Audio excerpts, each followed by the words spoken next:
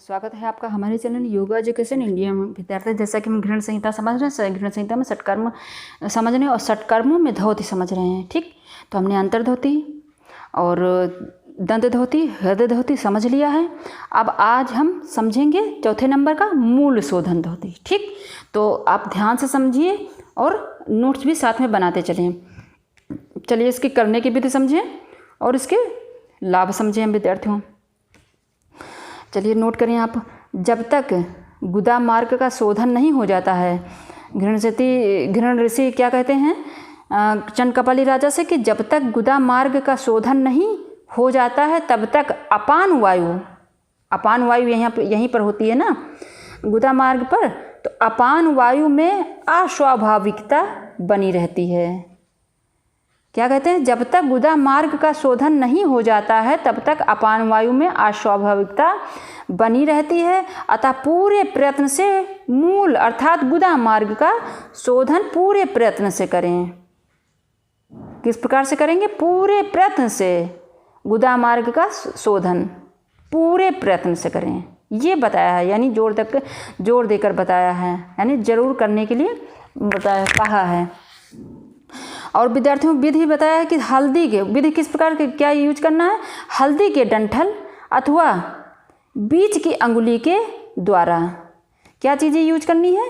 हल्दी का डंठल हो, अगर ना हो तो बीच की अंगुली द्वारा प्रयत्नपूर्वक जल से गुदा मार्ग का प्रक्षालन करें। प्रयत्नपूर्वक जल से गुदा मार्ग का प्रक्षालन करना है विद्यार्थियों। थोड़ा सा और समझ लें विद्यार्थियों कि मूल शोधन न होने पर तक अपान वायु की क्रूरता नष्ट नहीं हो पाती है, जो अस्वाभाविकता बनी रहती है, बताया नहीं है इसमें। इसी कारण बताया है कि हल्दी के जड़ यानी डंठल अथवा मध्यमा अंगुली से इसका प्रयत्नपूर्वक सफाई करें। ये तो हो गया विद्यार्थियों ग्रंथ के अकॉर्डिंग जितना सूत्र में लिखा है। और थोड़ा सा मैं समझा दूँ विद्यार्थियों सरल भाषा में, आप थोड़ा सा समझ लें कि हल्दी की जो नरम जड़ होती है उसे पहले बहुत अच्छी तरह से साफ़ कर ऊपर का छिलका निकाल दें, जिससे उसका रस निकलने लगता है, और तब उकड़ू बैठ कर उसे गुदाद्वार में डालते हैं। डंठल की लगभग जो लंबाई होती है वो 4 इंच होती है और उसे अधिक से अधिक 2.5-3 इंच अंदर ले जाते हैं और 2-3 मिनट के लिए उसे अंदर ही छोड़ देते हैं ताकि छिले हुए जो डंठल का रस है जो गुदाद्वार में फैल जाए। और हल्दी की एक और विशेषता है विद्यार्थियों कि वह विष को खींचती है। ठीक, इस प्रकार शरीर में जितने विषाक्त द्रव या विकार हैं वह हल्दी के डंठल की ओर चले जाते हैं या उसमें लग जाते हैं। उसके 2-3 मिनट बाद डंठल को निकाल कर फेंक दीजिए। इस क्रिया से मूल द्वार साफ हो जाएगा विद्यार्थियों। और यदि अभ्यास के समय गुदा द्वार जख्मी हो जाए तो हल्दी की जड़ रोग जो है रोग निरोधक का कार्य करती है और उसके उपचार में सहायक सिद्ध होती है। और विद्यार्थियों बवासीर जैसे रोगों को दूर करने के लिए इस क्रिया को कम से कम 1 महीना करना चाहिए।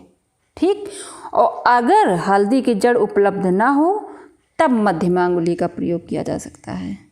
गाय का घी अंगुली में लगाकर उसे गुदाद्वार में लगभग 1.5 इंच अंदर डालकर चारों ओर गोल गोल घुमाया जाता है जिससे घी चारों ओर लग जाए।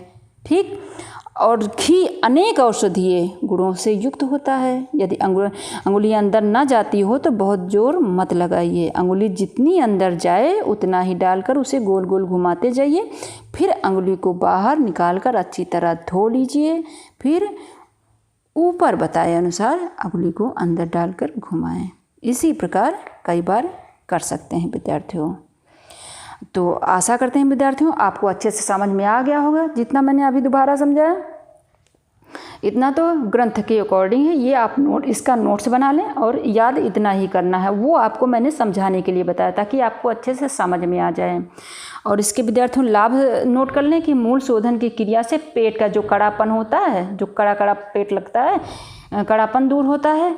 आंव और अजीर्ण, जैसा कि मैंने वो बवासीर का भी बताया, आंव और अजीर्ण का रोग मिट जाता है, शरीर पुष्ट होता है और उसमें कांति आती है, यानी शरीर कांतिमय हो जाता है।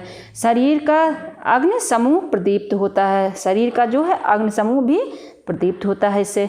तो आशा करते हैं विद्यार्थियों, मूल शोधन को आपने अच्छे से समझ में लिया होगा। जितना मैंने आपको समझाया नोट्स भी बना लिया होगा, और जहाँ कहीं ना समझ में आए कमेंट बॉक्स में शेयर कर, मैं आपको दोबारा समझा दूँगी। और लेकिन विद्यार्थियों आप खुद देखिए, दूसरे बच्चों को भी शेयर करिए। अगर हमारे चैनल पर नए हैं, पहली बार हमारे वीडियो को देख रहे हैं, तो सबसे पहले मेरे चैनल को सब्सक्राइब करें, दूसरे बच्चों को भी शेयर करके